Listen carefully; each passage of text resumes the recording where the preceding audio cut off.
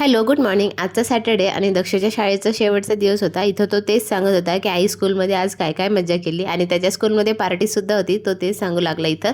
आणि त्यानंतर त्याला शाळेतून घेतलं आणि मूल्यसंस्कार एक्स्पोकडे निघालो. छत्रपती संभाजीनगरमध्ये 2 दिवसापासून मूल्यसंस्कार एक्स्पो चालू आहे आणि अजून 2 दिवस आहे.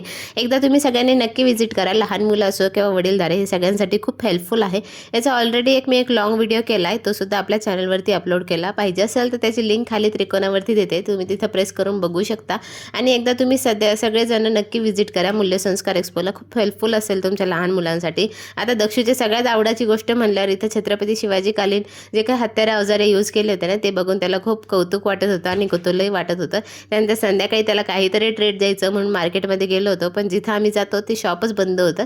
त्यानंतर त्याला घरीच एक छान पिझ्झा बनवून दिला आणि त्यातल्या त्यात त्याचं खूप खुश झाला होता.